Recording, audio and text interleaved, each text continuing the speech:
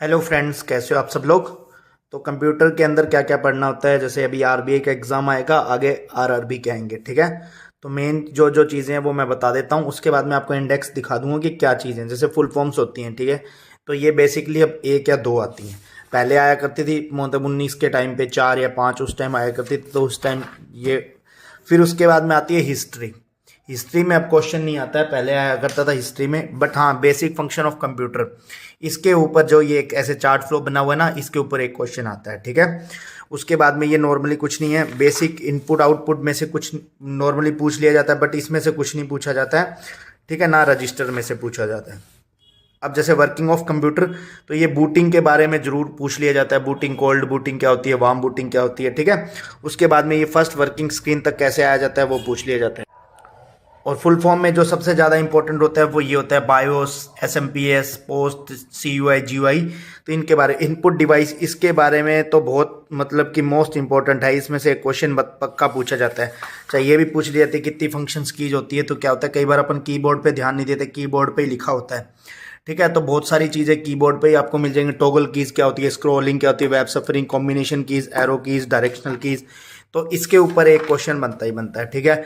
उसके बाद में ये नॉर्मली इसके कुछ है नहीं, माउस, इसके ऊपर एक क्वेश्चन बनेगा ही कम बनेगा। और MICR या फिर BCR बार कोड वाला जो होता है, या OCR, इसके बारे में एक क्वेश्चन बनता है, ठीक है। उसके बाद आता है आउटपुट डिवाइस, उसके बाद आउटपुट डिवाइस में ये सारी फुल फॉर्म्स है, तो ठीक है। तो ये हार्ड कॉपी और ये सारा टाइप्स ऑफ कंप्यूटर ये मोस्ट है, ठीक है। उसके बाद में साइज वगैरह, इसके बारे में जो भी होता है कंप्यूटर का वो। उसके बाद में जनरेशन, मोस्ट इंपॉर्टेंट, इससे आपको 1 से 2 क्वेश्चन हर साल कोई भी एग्जाम हो तो वहाँ देखने को मिलता है, ठीक है। अभी इसके साथ साथ मैं आपको एक चीज़ और बताता हूँ कि जैसे कल नवरात्रि है, तो नवरात्रि स्पेशल पे आपको क्या है, टेक्स्ट बुक की तरफ से एक आ रखा है, नवरात्रि स्पेशल पास आ रखा है 21 से 23 मार्च के लिए, ठीक है। 10 लक्की विनर्स को वैष्णो देवी जाने का भी मौका मिल सकता है, ट्रिप का, ठीक है। ये सबसे लोएस्ट प्राइस पे मिल रहा है, अब 224 रुपये में। तो आप जिस किसी को भी लेना हो तो वो मेरा कोड यूज़ कर लेना, GK भी। तो ये 23 मार्च तक मिलेगा, ठीक है। नवरात्रि स्पेशल है और सबसे लोएस्ट प्राइस है 224 रुपये। तो जिस किसी को भी लेना हो तो मैं नीचे डिस्क्रिप्शन में लिंक दे दूंगा, तो वहाँ से परचेज कर सकता है, ठीक है। तो अब आगे बात आती है जनरेशन पे। जनरेशन में देखो ये नॉर्मली ऐसे ही क्वेश्चन पूछा जाता है कि स्टोरेज, फर्स्ट जनरेशन में स्टोरेज डिवाइस कौन सी थी, तो मैग्नेटिक ड्रम, ठीक है। तो ऐसे करके आपको थोड़ा बहुत ही पढ़ना है, ज़्यादा नहीं पढ़ना है। इसके अंदर की प्रोसेसिंग डिवाइस कौन सा, ट्रांजिस्टर था, तो ये हो गया, ऐसे करके ही आ गया। अब उसके बाद में बिट निब्बल, ये निब्बल का पूछा जाता है कि 4 बिट्स का एक निब्बल होता है, ठीक है। उसके बाद में ऑक्टल का भी पूछ सकते हैं, और ये सारा इससे कि ये इतने में कितना 1 ट्रिलियन बनता है, 1 बिलियन बनता है, ये आरआरबी के अंदर आया था ये क्वेश्चन, ठीक है, इस टाइप का क्वेश्चन। और स्टोरेज डिवाइस में ये वाला हमेशा जो मैंने लिखा हुआ है ना, चाहे आप इसका स्क्रीनशॉट ले लेना, आपको हमेशा एक क्वेश्चन मिलेगा। इसके अंदर से ऐसे पूछा जाता है कि कैशे मेमोरी स्मॉलेस्ट मेमोरी होती है या फास्टेस्ट, ऐसे ऑप्शन दिया होता है, तो वहाँ फास्टेस्ट मेमोरीज के अंदर इसका आंसर आ जाता है, ठीक है। रोम में भी ये इसकी फुल फॉर्म होती है ई प्रोम, ईपी रोम, ई प्रोम, ये वाला, ठीक है। मैग्नेटिक के अंदर भी ये पूरा फ्लॉपी डिस्क और वगैरह ये सारा पूछा जाता है, ऑप्टिकल स्टोरेज डिवाइस के अंदर भी, ठीक है। उसके बाद में आता है सॉफ्टवेयर। तो मैं आपको बस पूरा ऊपर ऊपर से बता रहा हूँ कि ये टॉपिक आते हैं, ठीक है। उसके बाद में ये एप्लीकेशन सॉफ्टवेयर हो गया, ठीक है। उसके बाद एप्लीकेशन सॉफ्टवेयर में MS word, MS power point, मतलब स्प्रेडशीट, ये वेब ब्राउजर, इसके बारे में इसके अंदर बताया जाता है, ठीक है। अब बात आती है नेटवर्क की हिस्ट्री के बारे में, तो ये मोस्ट इंपॉर्टेंट है, ठीक है। इसके अंदर जैसे अभी पिछली बार जो पिछला क्या अभी पेपर आया था, उसमें simplex mode, half duplex mode और फुल डुप्लेक्स मोड का एग्जाम्पल पूछा गया था। और तो उसके अंदर ये दिया हुआ था कि वॉकी टॉकी जैसे क्या है, तो वो चीज़ इसके अंदर दे रखी थी। और टोपोलॉजी के अंदर से क्वेश्चन बनता ही बनता है कि बस टोपोलॉजी, स्टार्ट टोपोलॉजी, मतलब इसके नेम्स दे रखे हैं, हैंड शेकिंग किसको कहते हैं, तो ये सारा इसके अंदर आ जाता है, ठीक है। रिंग टोपोलॉजी होगी, मैश टोपोलॉजी, हाइब्रिड सबसे अच्छी होती है, मैश भी अच्छी होती है। तो ट्रांसमिशन मीडिया भी होता है इसके अंदर, ये भी आ जाता है, इंपॉर्टेंट है। और ये लेयर, देखो ये लेयर का तो सबसे इंपॉर्टेंट क्वेश्चन है, ठीक है।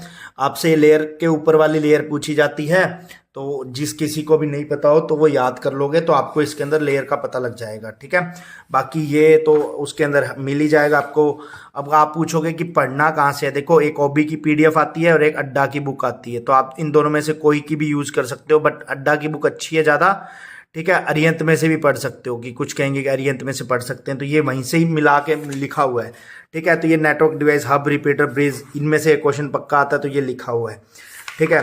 उसके बाद में ईमेल्स का है, उसके बाद में डेटाबेस डीबीएमएस के बारे में है, ये पूरा विंडोज़ के बारे में ये पूरा लिखा हुआ है। उसके बाद एमएस वर्ड को शॉर्ट में लिखा हुआ है, और एमएस वर्ड के बाद में एमएस पावर पॉइंट होगा, ठीक है। नेटवर्क सिक्योरिटीज़ के बारे में थोड़ा बहुत लिखा हुआ है, क्योंकि इसके ऊपर से एक क्वेश्चन बनता है, तो वो सीधा फुल फॉर्म, मतलब फुल फॉर्म क्या मतलब, ये पूरी ऐसे थ्योरी टाइप में होता है, इसको पढ़ लो और इसी में से क्वेश्चन बन जाता है, ठीक है।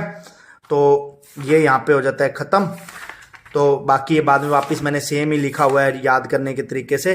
तो ये मोस्टली ये होता है। एक बस हाँ एक चीज़ और होती है वो बता देता हूँ, बाइनरी नंबर सिस्टम, ठीक है। Binary to decimal, binary to octal conversion, ये सारे कन्वर्जन होते हैं। तो ये आप यूट्यूब पे कहीं से भी पढ़ सकते हो, ठीक है। एकदम इजी होते हैं, बस आपको एक बार समझने की देरी है। पिछली बार तो इसमें से आया नहीं था, क्यों? इसमें से सिर्फ एक ही क्वेश्चन पूछा गया था कि हेक्साडेसिमल कौन सा, मतलब हेक्साडेसिमल कौन सा होता है, 0 से 15 होता है या कौन सा होता है, तो बस यही पूछा गया था। पर उससे पहले जब आया था तब इसके ऊपर क्वेश्चन आए थे डायरेक्ट, ठीक है।